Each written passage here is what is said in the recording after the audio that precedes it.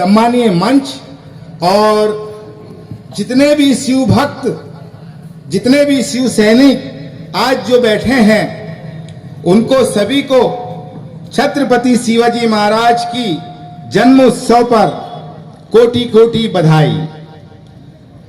बड़ा हर्ष का दिन है कि आज हम 399वीं जयंती छत्रपति शिवाजी महाराज की मना रहे हैं।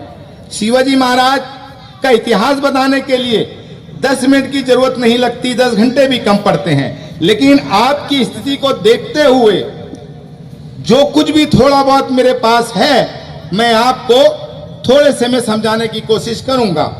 सबसे पहले थोड़ा माफी चाहूंगा। बिस्मिल्लाह भाई। शिवाजी महाराज का एक और रूप, शिवाजी महाराज ने केवल जंगें ही नहीं लड़ी, शिवाजी महाराज ने लोगों को न्याय दिया, लोगों को फायदा पहुंचाया। आज कमी है, आज कमी है हमें लोगों तक के शिवाजी महाराज पहुंचाने की। अगर हम सच्चे दिल से शिवाजी महाराज को लोगों तक के पहुंचाएंगे तो बुरहानपुर शहर में क्या, पूरे भारत के अंदर सिख, ईसाई, हिंदू, मुसलमान मिलकर शिवाजी जयंती मनाएंगे।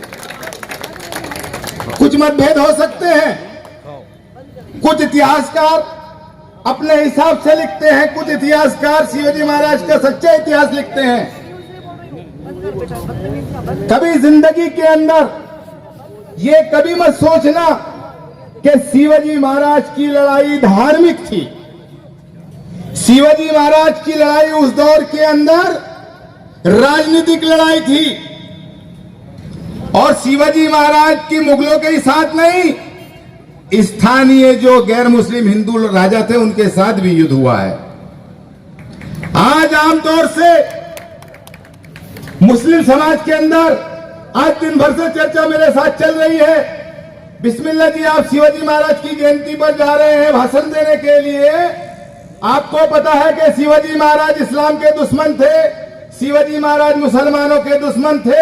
ऐ मेरे मुस्लिम भाइयों, ऐ मेरे शिव भक्तों, ऐसा कभी नहीं है। शिवाजी महाराज किसी के दुश्मन नहीं थे। शिवाजी महाराज की नौसेना का मुखिया संबल सिद्धि, शिवाजी महाराज के तोपखाने का मुखिया इब्राहिम हैदर, शिवाजी महाराज की गुप्तचर विभाग का सचिव हैदर अली, शिवाजी महाराज को 2 बार बचाने का काम मुस्लिम लोगों ने किया। रुस्तम-ए-जहां हम कहते हैं शिवाजी महाराज ने अफजल खान का पेट फाड़ा, और ये गलत नहीं है, और किसी को भी इस बात का बुरा नहीं मानना चाहिए, क्योंकि वो राजनीतिक लड़ाई थी, धोखा होने वाला था। अफजल खान का पेट फाड़ने के लिए किसी हिंदू ने नहीं, बल्कि रुस्तम-ए-जमां ने शिवाजी महाराज को नाखून दिया था। अगर शिवाजी महाराज मुसलमानों के दुश्मन होते या इस्लाम के दुश्मन होते तो एक मुसलमान को मारने के लिए बाग लगे नहीं देता।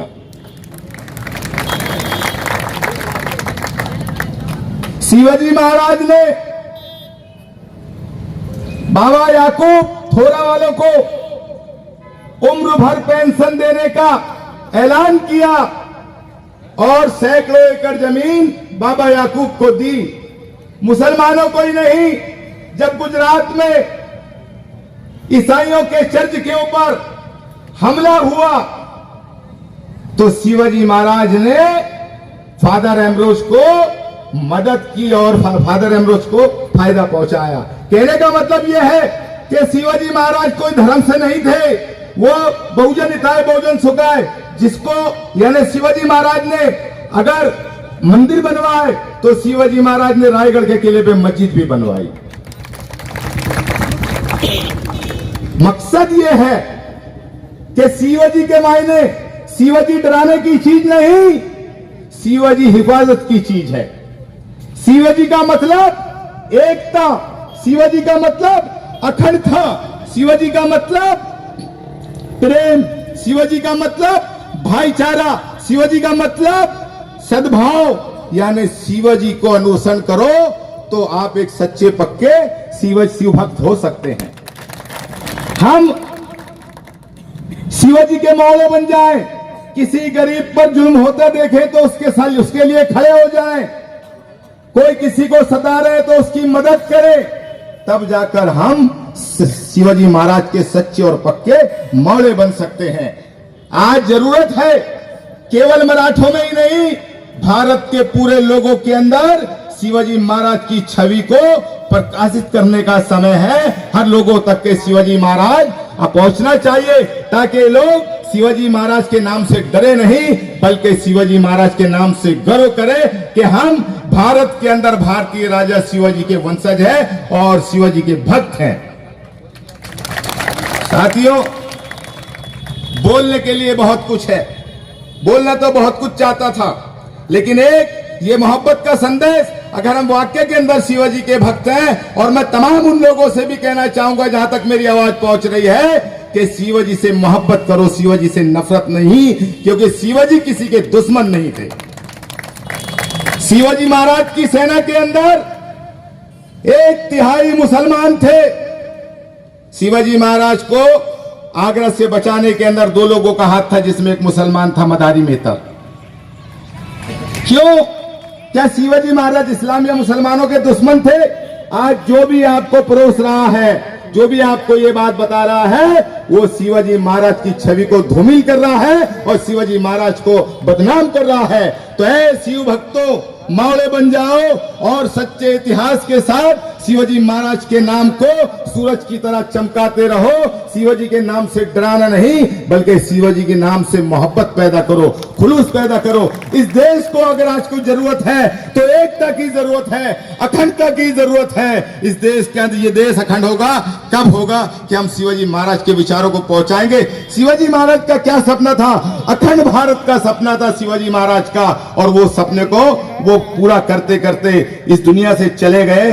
हम अगर उनकी औलादे हैं, हम अगर उनके वंशज हैं, तो हमें शिवाजी महाराज के विचारों का अनुसरण करना होगा और इस देश के अंदर खुलूस, मोहब्बत और भाईचारे का पैगाम देते हुए शिवाजी महाराज को आगे तक के पहुंचाना होगा, ताकि भारत का हर एक व्यक्ति ये समझ सके कि शिवाजी महाराज हमारे अपने हैं, ये हमारे दुश्मन नहीं हैं। साथियों, समय के बंधन के हिसाब से मैं बहुत बोलना चाहता था, बहुत सारे लोग थके हुए हैं।